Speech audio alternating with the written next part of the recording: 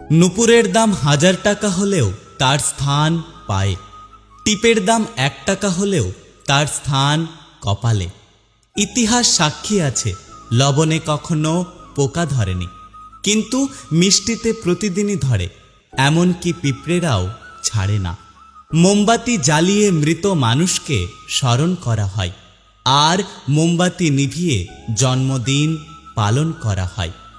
মানুষ সোজা পথে চলতে চায় না, আর বাঁকা পথে সবার আগ্রহ বেশি। এই জন্য মদ বিক্রেতাকে কারোর কাছে যেতে হয় না, আর দুধ বিক্রেতা মানুষের দুয়ারে দুয়ারে ঘোরে। আমরা দুধ বিক্রেতাকে সবসময় বলি দুধে জল মেশাননি তো, অথচ আমরা মদে নিজেরাই জল মিশিয়ে খাই। একটা গাছ থেকে লক্ষাধিক দেশলাই খাঁটি হতে পারে, কিন্তু একটা দেশলাই খাঁটি লক্ষাধিক গাছকে জ্বালিয়ে দিতে পারে। যখন বন্যা হয় তখন মাছেরা পিঁপড়েদের খায়, আর যখন জল শুকিয়ে যায় তখন ওই পিঁপড়েরাই মাছেদের খায়। সুতরাং সময় এবং পরিস্থিতি যে কোনো সময় বদলাতে পারে।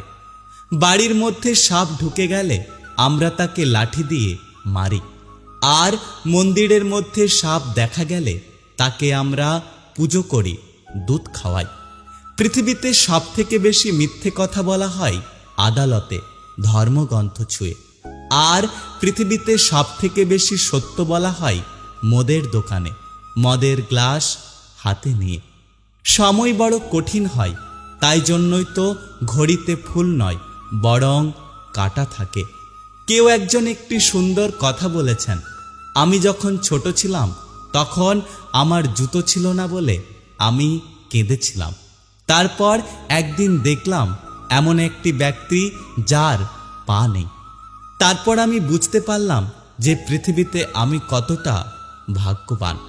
আগে মানুষ সূর্য ডোবার পর খাওয়া দাওয়া করে ঘুমিয়ে পড়ত, আর এখন মানুষ সারা রাত্রি জেগে সূর্য ওঠার পর ঘুমাতে যায়।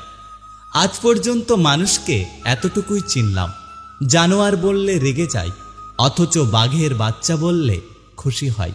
আপনারাই বিচার করে বলুন, বাঘ কি তাহলে পশু নয়? উপোস করলেই যদি ওপরবালাকে পাওয়া যেত, তাহলে এই পৃথিবীতে বহুদিন অনাহারে থাকা মানুষ সব থেকে বেশি ভাগ্যবান হতো।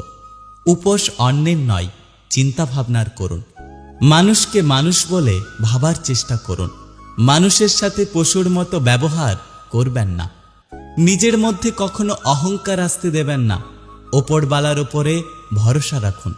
ওপরবালা যদি চান আজকে আপনার ভালো দিনটাকে কালকে একটি খারাপ দিনে পরিবর্তিত করতে পারে। তাই যদি আপনি সুখে আছেন, অহংকার করবেন না। যারা দুঃখে আছে তাদের দেখে হাসাহাসি করবেন না। সকলের সাথে থাকুন, সকলের পাশে থাকুন।